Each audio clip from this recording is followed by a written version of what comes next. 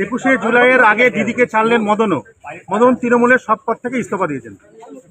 মদনদা হচ্ছে বাংলার রাজনীতির বর্ণময় চরিত্র এবং তৃণমূল কংগ্রেসের সব থেকে পুরনো নেতাদের একজন।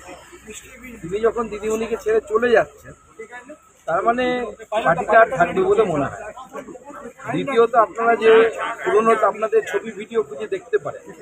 ভোটের আগে আমি বহুবার বলেছিলাম যে তৃণমূল কংগ্রেস হারার পর তৃণমূল কংগ্রেসে শুধু পিসি আর ভাইপো অবশিষ্ট থাকবে, আর কেউ অবশিষ্ট থাকবে। দেখুন, ভবিষ্যৎবাণী সত্য হয়ে যাবে। তো আগামী দিনে সেটাই হতে চলেছে। পিসি থাকবেন, ভাইপো থাকবেন, পার্টিটা থাকবে। মদন মিত্র বলছে যে অনেকে জেলে গেছে, অনেকে জেলে যাবে, যত গুন্ডামি দাঙ্গা হাঙ্গামা সবকিছুর জন্য দায়ী হচ্ছে অভিষেক বন্দ্যোপাধ্যায়। শুধু পুরনো যারা লোক, যারা অভিষেক বন্দ্যোপাধ্যায়ের রাজনীতিতে প্যারাশুট জাম্পিংটা মেনে নিতে পারে,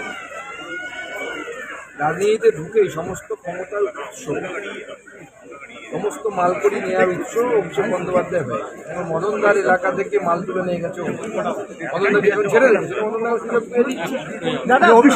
অভিষেকের জন্য জেলে যেতে হয়েছিল বলছেন অনুব্রত মণ্ডল। অনুব্রত বাবু বলতে পারবেন অভিষেক ওকে দিয়ে কি এমন করিয়েছিল যার জন্য তাকে জেলে যেতে হয়েছিল। তখন বলনি কেন বাবা, এখন কেন বলছো? তখন বলতে হতো, ইডির অফিসারদেরকে বলতে হতো অভিষেকের নামটা, তাহলে তো হয়ে যেত কাছে।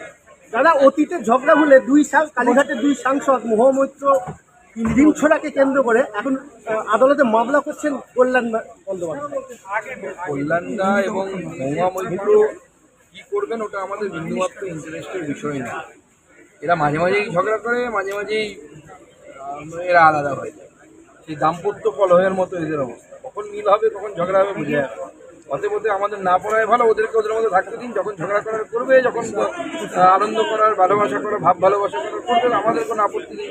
আমরা দেখবো আর হাততালি দেবো। রচনা বন্দ্যোপাধ্যায় চুচের বিধায়ককে পাশে নিয়ে বলছেন যে শব্দ নিয়ে রাজনীতি করতে এসেছিলেন সেই শব্দ ভঙ্গ হয়ে গেছে, তাই তিনি বিধায়ক দল মানে অন্য বিধায়ককে নিয়ে। রচনা শেষ হয়ে গেছে, রচনার লেখার জায়গা নেই। গরুর রচনা হয়ে শেষ, এবার বাদ বাকিটা অন্য কিছু লিখে।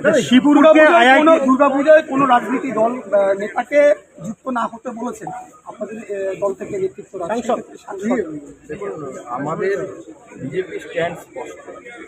সেটা হচ্ছে এই হঠাৎ করে ক্ষমতায় আসার পর বিভিন্ন ক্লাব, আজকে দেখুন আমাদের একটি ক্লাব, বড় ক্লাব, আমি নাম বলছি না, তারা তাদের সভাপতি হওয়ার জন্য আমার কাছেও রিকোয়েস্ট পাঠিয়েছে। আজকে আমি পেলাম।